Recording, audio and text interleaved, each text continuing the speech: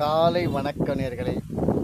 இந்த பிரபஞ்சத்திற்கு நன்றி சொல்லி, வானாகி மண்ணாகி வழியாகி ஒளியாகி ஊனாகி உயிராகி உண்மையுமாய் இன்மையுமாய் கோனாகி யான் எனதன் அவரவரை கூத்தாட்டு வானாகி நின்றாய் என்று சொல்லி வாழ்த்தோம் என்று சொல்லிக்கொண்டு, நம்முடைய உடம்பிலே 6 சக்கரங்கள் இருக்கின்றன. இந்த 6 சக்கரங்களை எப்படி நாம் இயக்க வேண்டும்? இந்த 6 சக்கரங்கள் நாம் இயக்கியவுடன் அதனுடைய முதல் நிலைமை, 2ஆம் நிலைமை, 3ஆம் நிலைமை, 4ஆம் நிலைமை, 5ஆம் நிலைமை, 6ஆம் நிலைமை, இப்படி படிப்படியாக நாம் அதை மேற்கொண்டு அதை நாம் காணும்போது இந்த ஒரு பௌதீக மாற்றம் ஏற்படும்.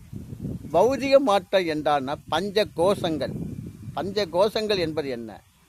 உங்களுடைய முன்னோர்களையோ உங்களுடைய தாய் தந்தர்களையோ உங்கள் கொலை தெய்வமோ இவைகளெல்லாம் தெரிந்து கொள்ள வேண்டியதுதான் பஞ்ச கோஷங்களுடைய அடிப்படையில் அந்த தத்துவத்தை நாம் பயிற்சி பெற வேண்டும் என்பதற்காக இந்த காட்சிகளில் உங்களுடைய முக உரை நான் நிறைவேற்றியது. இவைகள்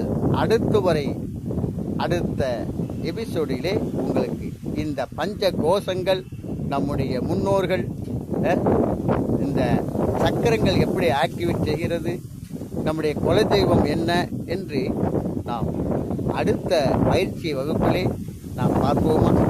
இன்று உங்களுடன் பகிர்ந்து கொண்டவர் இந்த காலை பொழுதிலே, இந்த பொன்னான நேரத்திலே, இந்த இயற்கை சூழ்நிலையிலே, இந்த மரத்தின் அடியிலே, அதுவும் வேப்பமரம் என்பது இந்த அம்பாளுடைய அனுகிரகம் அல்லவா? வேப்பமரம் காற்று என்பது நமக்கு எவ்வளவு சீத்தமானது. ஆகவே ஒவ்வொரு நாளும் நாம் அமர்ந்து மரங்களோடு பேச வேண்டும்.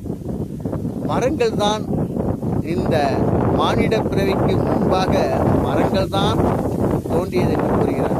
ஆகவேதான் ஒவ்வொரு நாளும் மரத்திற்கடியிலே நாம் மரத்தோடு பேச வேண்டும். மரமே, நீ தன்னலம் இல்லாமல் உன் காரியத்தை நீ செய்து கொண்டிருக்கிறார். உன்னுடைய அந்த வேப்பலை வாசம் என்னை நுகர வைக்கிறது. உன்னில் இருக்கும் அந்த பழங்களை நீ தன்னலம் கருதாமல் நீ மற்றவர்களுக்கு கொடுக்கின்றாய். வானத்திற்கும் பூமிக்கும் நீ தொடர்பு, இந்த பிரபஞ்சத்திற்கு தொடர்பு கொண்டு நீ நல்லதை செய்விக்கின்றாய். ஆகவே இந்த மரத்தின் அடியில், இந்த வேப்ப மரத்தடியில் அம்பாள் சுரூபமாக அவரையும் நேசித்து கொண்டு இந்த காணொளி மூலமாக அடுத்த எபிசோடிலே பார்ப்போமா? வணக்கம்.